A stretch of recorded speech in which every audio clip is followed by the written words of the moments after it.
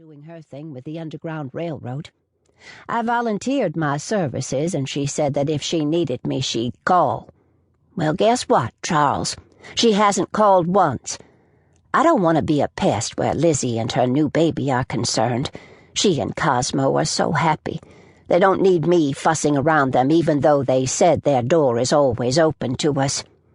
I love it that Lizzie is just doing consulting work these days, and Cosmo is just on call in case some emergency crops up. They're such wonderful parents to little Jack. Speaking of little Jack, tell me again why we didn't go to Lizzie's baby shower at the White House. Because it would have stirred things up, and I didn't want to ruin Lizzie's day. And it's the same reason we didn't go to little Jack's christening. Isn't it wonderful how Lizzie and Cosmo donated all the gifts to Baby's Hospital and to families who need all that baby gear? They've set up so many foundations for baby care, I can't count them anymore. I can't wait for them to come back to town.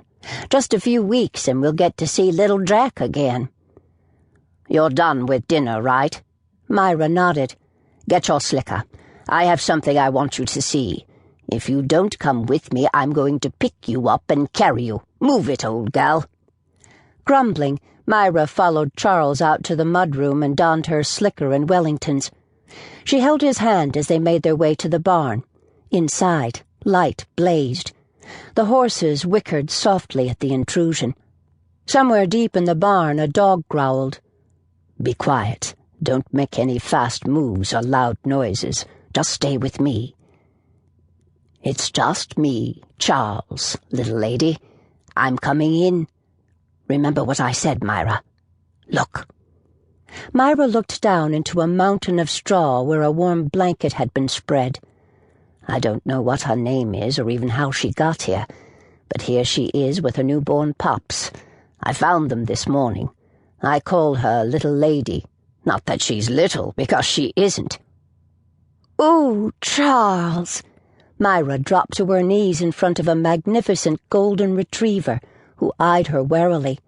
She made no move to touch the mother or her pups. Did you feed her, Charles?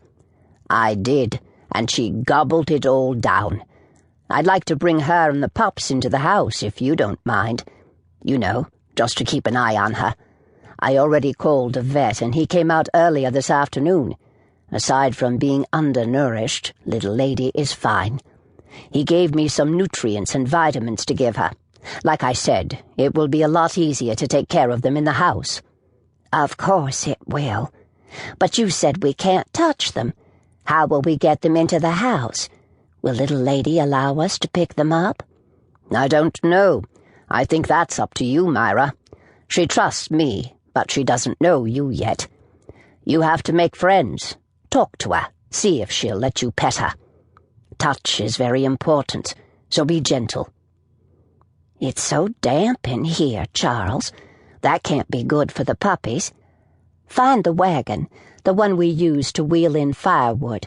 If you lift Lady and put her and the pups in it, we can cover them with the tarp and scoot right back to the house. We can build a fire in the living room, even if it is July, and make a bed for all of them. That's a good idea, isn't it, Charles? Charles beamed. Splendid idea, old girl. Now why didn't I think of that? Because I'm a mother and you aren't, Myra said as she stroked the Golden's head. I don't think there's anything more beautiful in the whole world than a new baby or a new puppy or kitten. What are you waiting for, Charles? Little lady is shivering. 40 minutes later, the air conditioning in the house was turned off, and a fire was blazing in the humongous fireplace. Old, worn, soft blankets were spread close to the hearth, but not too close, in case a spark eluded the fire screen. Mother and pups were settled within minutes. A bowl of real food was set out for little lady, who gobbled it down within seconds. When she was finished, she used her snout to move the bowl away from the blanket. Then she offered up her paw to Myra, who dutifully shook it.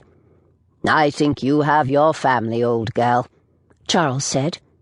Myra looked up at her husband, her eyes misty with tears. Whatever would I do without you, Charles? You always make it come out right somehow.